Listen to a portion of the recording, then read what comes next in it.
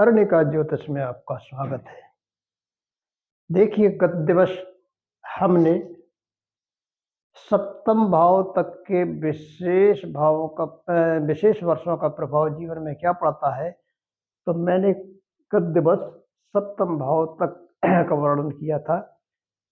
आज हम अष्टम भाव से लेकर द्वादश भाव तक के विशेष वर्षों का प्रभाव जीवन में क्या पड़ेगा इन भावों का, उसके बारे में बात करेंगे। तो चलिए वीडियो को आगे बढ़ाते हैं।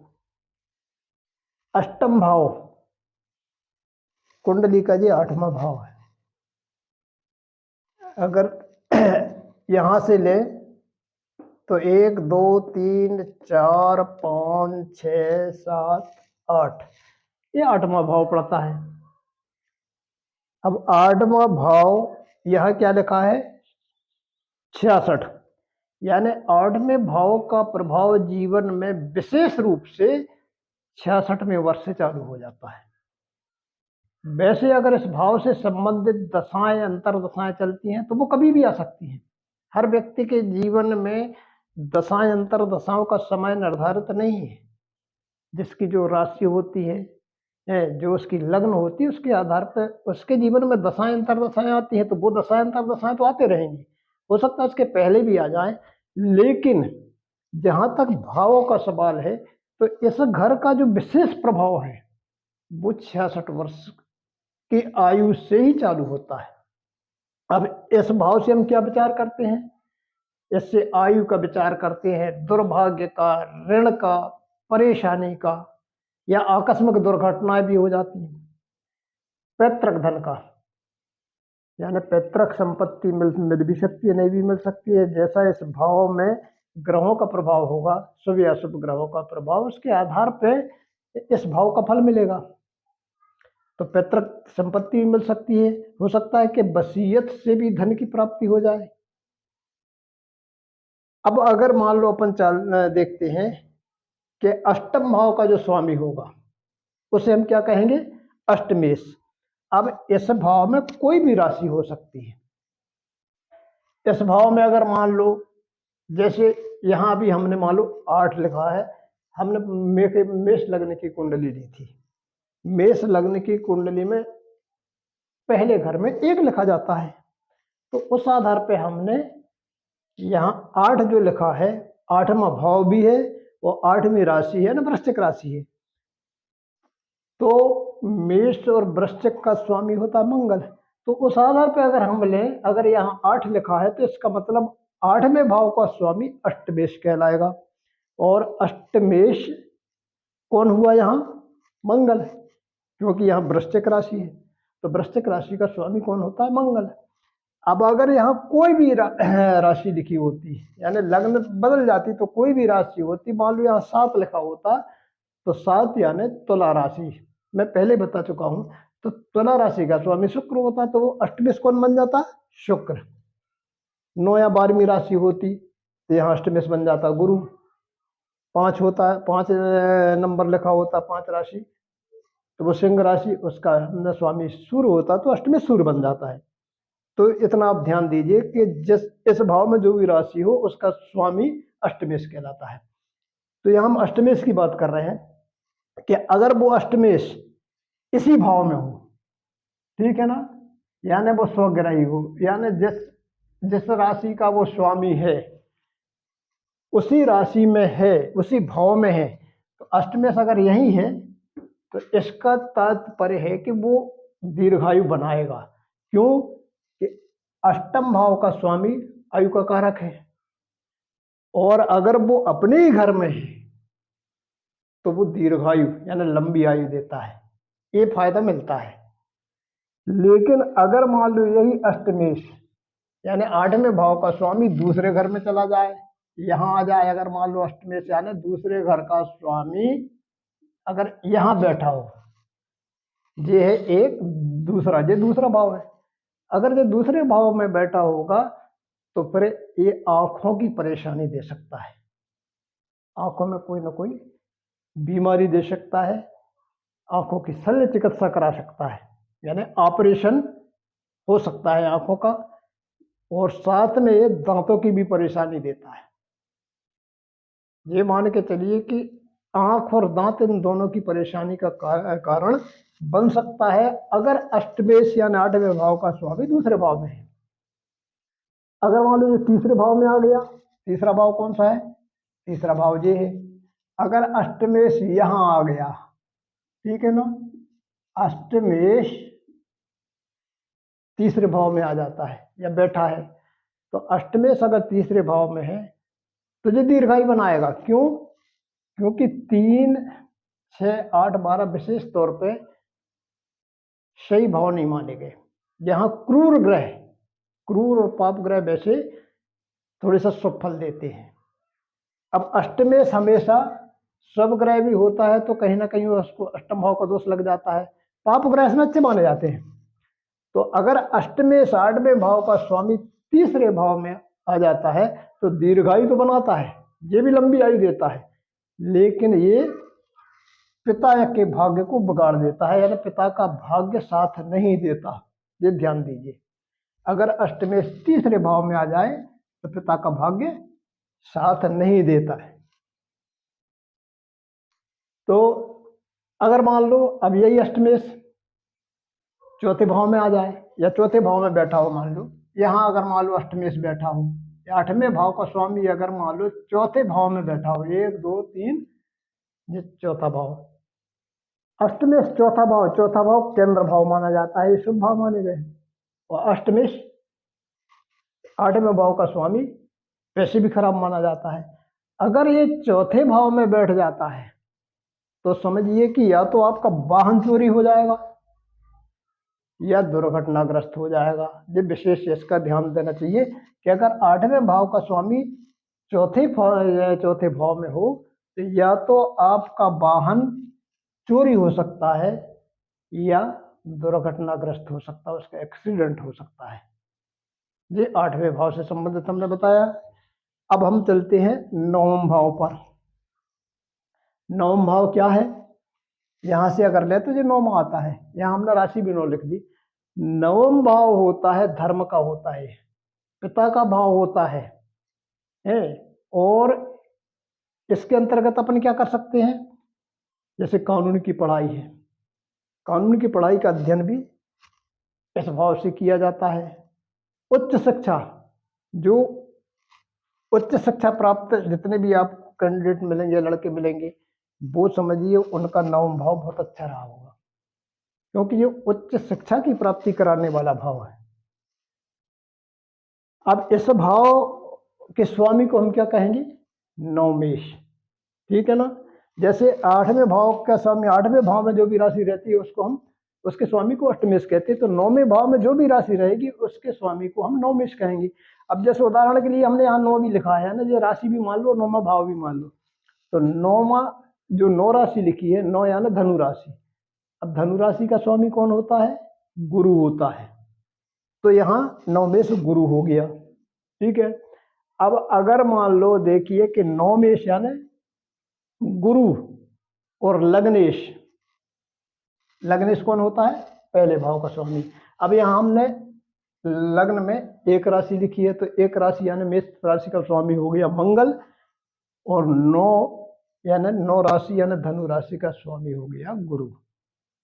तो नवमेश हो गया गुरु, लग्नेश हो गया मंगल। अगर मान लो इन दोनों का योग है, यानी अगर कहीं भी गुरु यानी नवमेश और मंगल यानी लग्नेश, ये दोनों ग्रह एक साथ हैं, विशेष तौर पे यहाँ होगा तो और अच्छा है, या लग्न में होगा तो भी बहुत अच्छा है। लेकिन कहीं भी अगर ये दोनों नवम भाव का स्वामी और लग्न भाव का स्वामी दोनों एक साथ बैठे हैं कहीं भी, तो सभी प्रकार का सुख प्राप्त कराते हैं, पैतृक संपत्ति भी देते हैं, ये पैतृक संपत्ति भी प्राप्त कराते हैं। तो ध्यान दीजिए कि नवमेश और लग्नेश अगर साथ में हो जाएं तो ये सभी प्रकार का सुख देते हैं, पैतृक संपत्ति की प्राप्ति कराते हैं। अब अगर नवमेश के साथ राहु आ जाए, राहु को खराब ग्रह जरूर माना गया है, लेकिन नवम क्या है? भाग्य भाव है। अगर इसके स्वामी के साथ मान लो राहु आ गया, मान लो यहीं पे गुरु भी है और राहु, यानी गुरु क्या है नवमेश, नवम, और राहु के साथ गुरु भी बैठ गया। अब या राहु के साथ गुरु यानी नवम भाव का स्वामी कहीं भी बैठ जाए, खासतौर पर छठ में बैठ जाए, केंद्र में बैठ जाए, कहीं भी बैठ जाए, अगर गुरु बैठा है किसके, नवम भाव के स्वामी के साथ, तुझे नौकरी का योग बना देता है शासन में। यानी ये मान के चलिए अगर कोई व्यक्ति जिसकी कुंडली में नवम भाव का स्वामी राहु के साथ बैठा है और अगर वो किसी शासन प्रशासन में नौकरी की तलाश कर रहा है, नौकरी के लिए ट्राई कर रहा है, तो उसको नौकरी मिल जाएगी, मिलेगी। क्यों? क्योंकि पहले से ही यही योग बन रहा है कि नवम भाव के स्वामी के साथ राहु बैठा है, तुझे शासन प्रशासन में नौकरी का योग बना देता है। अब अगर नवमेश का एक कार्य और क्या है, कानून की पढ़ाई में जो सफलता प्रदान करता है। कानूनी विचार भी इसी से होते हैं, इसी भाव से। पिता के सुख का विचार भी इसी से किया जाता है। पिता को शुभ होगा अशुभ होगा, कोई विकार कर रहा है, उसका पिता का भाग्य कैसा रहेगा, पिता का सुख कैसा मिलेगा, आदि सभी का विचार भी हम नौवें भाव से करते हैं। ठीक है। अब अगर मान लो अब इसका प्रभाव कब पड़ता है, स्वयं का भाग्य भी है जी, नवम भाव भाग्य का भी है, धर्म का भी है, पढ़ाई का भी, उच्च शिक्षा का भी है, पिता के सुख का भी है। तो जी इस भाव का विशेष प्रभाव पड़ेगा 24 साल की उम्र में। 24 वर्ष की आयु भी एक ऐसी आयु होती है कि उसी समय या तो उच्च शिक्षा प्राप्त करके निकलता है, उसी समय उसको नौकरी के लिए योग बनना चालू होते हैं। अगर वो अच्छा पढ़ा लिख लेता है तो समझिए कि उसको तो नौकरी वैसे ही प्राप्त होगी, साथ में राहु और बैठ गया तो 100% उसका ये मान के चलिए कि 100% उसका निश्चित हो गया कि उसको तो नौकरी मिलना ही है। इसी से पिता का सुख, पिता का भाग्य भी, पिता भी इसी समय साथ देता है। जब बच्चा पढ़ लिख के आ जाता है तो उसको नौकरी के लिए अगर मान लो कोई सोच अप्रोच या कुछ भी ऐसी जरूरत होती तो पिता का पूरा सहयोग मिलता, आर्थिक सहयोग मिलता, सब चीजें यानी इस नवम भाव से देखना पड़ती हैं। अब हम आ गए 10वें भाव में। 10वां भाव कर्म का भाव माना गया। 10वें भाव का प्रभाव कब पड़ता है, 25 और 26 साल की उम्र में विशेष तौर पर पड़ता है। व्यक्ति की आयु जब 25 से 26 साल हो तो समझिए कि इस कर्म भाव का प्रभाव सबसे ज्यादा पड़ेगा। वो शुभ पड़ेगा अशुभ पड़ेगा, यहाँ जो जैसे ग्रह बैठे होंगे उसके आधार पे। अब कर्म भाव क्या है, सम्मान का भी है, प्रसिद्धि का भी है, और कर्म का भी भाव है। जो आप कर्म करते हैं वो कर्म कैसा है, वो आपको प्रसिद्धि दिलाएगा या सम्मान दिलाएगा, अच्छी आय की प्राप्ति कराएगा जो आगे आपको लाभ देगा। जिस सब चीजों का विचार इस भाव से किया जाता है। अब 25 से 26 साल की उम्र एक ऐसी है कि उसी समय कोई व्यक्ति अपनी सारी शिक्षाएं पूरी करके है, हर चीज से हो सकता है कुछ अवस्था में इसके शादी विवाह भी हो गया हो। अब उसको स्वयं का अपने परिवार का जीवन चलाना है तो उसको या तो नौकरी की जरूरत पड़ेगी, व्यवसाय की जरूरत पड़ेगी, जिसके माध्यम से वो अपना सही जीवन यापन कर सके। तो यह जो एज दी है ना, इसलिए 10वें भाव में 25 से 26 साल की एज इसलिए दी कि 10वां भाव 25 से 26 साल की एज में विशेष प्रभाव देता है। यहीं से उसका अगला जीवन सुख या दुख वाला चालू होता है। तो 10वां भाव आपके कर्म का है, आपकी प्रसिद्धि का, आपका सम्मान का है, आपके आय प्राप्ति के लिए आपके लाभ का भी है, क्योंकि अगला जो 11वां भाव है वो लाभ का है। तो जब आप जैसा कर्म करेंगे, जैसा व्यवसाय करेंगे, जैसा रोजगार करेंगे, तब तो उससे आय होगी ना, उससे लाभ मिलेगा। तो ये अगले भाव का भी सपोर्टर है। अब अगर मान लो 10वें भाव में ये मान के चलिए कि एक अगर मान लो 4थे भाव में दशमेश पड़ गया, इस भाव का स्वामी कौन हो गया, दशमेश। यानी 10वें भाव का स्वामी 10 भाव में जो भी राशि होगी, जैसे यहाँ 10 नंबर लिखा है, 10 नंबर क्या है, मकर राशि। मकर राशि का स्वामी होता है शनि। अगर मान लो शनि यहाँ बैठ जाए चौथे भाव में, कौन, दशमेश चौथे भाव में बैठ गया है, तो इसकी सीधी दृष्टि कहाँ पड़ेगी, 10वें भाव पर। शनि की दृष्टि कहाँ पड़ जाएगी, यानी अगर दशमेश चौथे भाव में बैठा है तो वो अपने भाव अपने घर पर दृष्टि डालेगा, ठीक है ना। तो 10वें भाव पर अगर इसकी दृष्टि पड़ रही है तो ये बहुत भाग्यशाली योग बना देता है, यानी वो व्यक्ति भाग्यशाली होगा, उच्च पद भी उसको प्राप्त हो सकता है। अगर ये भाग्यशाली बनाएगा, उच्च पद की भी प्राप्ति करा सकता है, और खेत या कृषि वगैरह का कार्य करता तो उसमें अच्छी सफलता प्रदान करता है। अगर यही दशमेश 7 भाव में आ जाए यहाँ, यानी 10वें भाव का स्वामी अगर 7वें भाव में बैठा है, कौन, इस भाव का स्वामी अगर 7वें भाव में बैठा है, तो ये मान के चलिए कि जहां भी उसकी शादी हुई है ना, जो पत्नी है, तो पत्नी नौकरी करने वाली मिलेगी, या अगर उस समय नौकरी नहीं कर रही जब शादी हुई, तो शादी के बाद भी उसको नौकरी का योग बन जाएगा, उसको नौकरी की प्राप्ति की संभावनाएं बढ़ जाती हैं। यानी कुल मिला के अगर 10वें 7वें भाव में बैठ जाए तो समझ लो पत्नी नौकरी वाली मिल सकती है। और अगर मान लो इसी में अशुभ ग्रह है या कोई भी है तो थोड़ी सब विपरीत प्रभाव देंगे, स्वाभाविक है। अब आ गया 11वां भाव। 11वां भाव कब प्रभावी रहता है, विशेष तौर पर 27 से 28 साल की उम्र में। ये आपका आय का भाव है, ये आपकी इच्छा पूर्ति का भाव है, ये आपका लाभ का भाव है। जो भी आपने व्यवसाय कर्म किया उस कर्म का सीधा फल 11वां भाव देता है। तो यहाँ आपकी आय के बारे में जानकारी होती है कि आपकी आय क्या है, आप कितना लाभ कमा रहे हैं किसी भी कार्य में, आपकी इच्छाओं की पूर्ति हो रही है या नहीं। इस भाव से सभी प्रकार की सुख सुविधाओं का विचार किया जाता है। इससे पैतृक धन भी मिलने की संभावना रहती है। आकस्मिक धन प्राप्ति भी इसी भाव से होती है, हो सकता है कि आकस्मिक धन भी मिल जाए। तो इस भाव का जो प्रभाव है, जब व्यक्ति की आयु 27 से 28 वर्ष होती है तब विशेष रूप से पड़ेगा।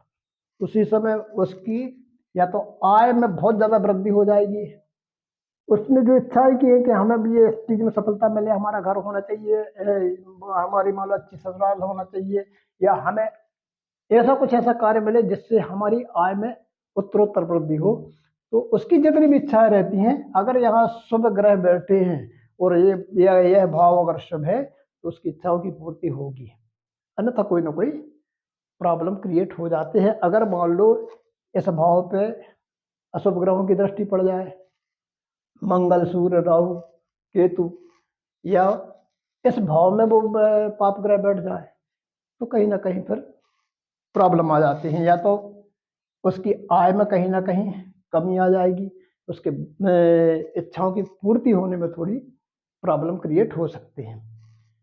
अब आ गया जी 12वां भाव। तो 12वां भाव जो है इसको हम द्वादशेश भी कहते हैं, व्ययेश भी कहते हैं। व्ययेश का मतलब ये है कि ये व्यय भाव है। अच्छा, इसका प्रभाव कब पड़ता है, 29 से 30 साल की उम्र में विशेष रूप से पड़ता है।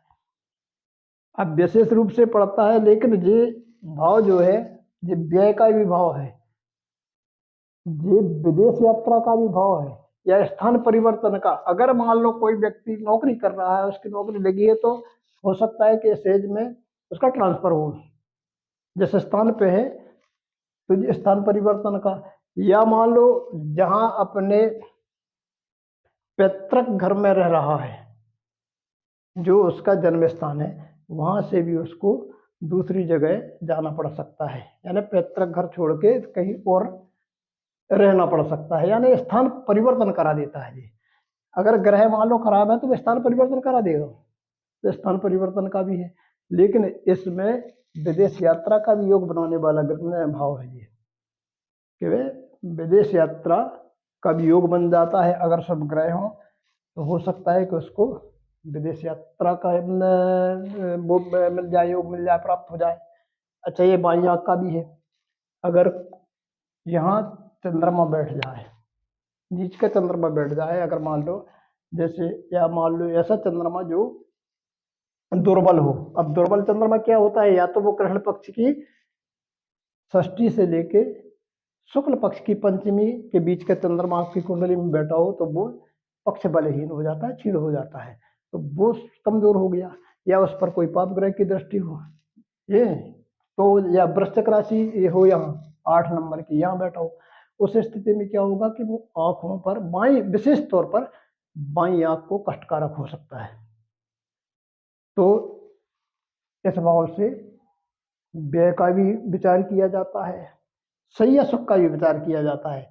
आपका दाम्पत्य सुख कैसा रहेगा, आपको सहन सुख सही ढंग से मिल रहा नहीं मिल रहा, आदि चीजों का विचार हम इस 12वें भाव से करते हैं। वीडियो को आज हम यहीं समाप्त करते हैं।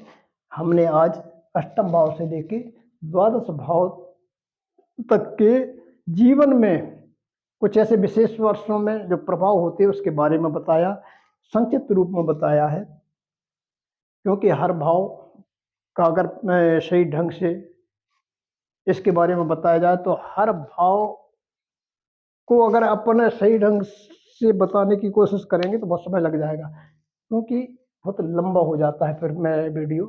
तो आज हम यही समाप्त करते हैं, धन्यवाद प्रिय सज्जनों। लेकिन इसके पहले हमने प्रथम भाव से लेकर सप्तम भाव तक के विशेष प्रभाव जीवन में किन वर्षों में पड़ते हैं उसके बारे में हम बता चुके हैं। कृपया जिनने वो है वीडियो ना देखा हो तो आपसे अनुरोध है कि वो वीडियो देखें। आज हमने अष्टम भाव से द्वादश भाव तक के विशेष प्रभावों को बताया है। हाँ, एक बात और है, गत दिवस जो हमने सप्तम भाव तक के विशेष प्रभाव बताए थे उसमें हमने कहीं कहीं चंद्रमा को पाप ग्रह बता दिया था, तो उसको पाप ग्रह ना माने। हाँ, चंद्रमा को पाप ग्रह तब मानेंगे अगर वह कमजोर है, कृष्ण पक्ष षष्ठी से शुक्ल पक्ष पंचमी तक का है, या वो नीच राशि में है, वृश्चिक में है। तो इसी के साथ ही आज का वीडियो समाप्त करते हैं। धन्यवाद। कृपया वीडियो को सब्सक्राइब करें, लाइक करें, ताकि आपको अगला वीडियो आप जब भी देखें तो आपको हमारे वीडियो देखने को मिल सके। धन्यवाद।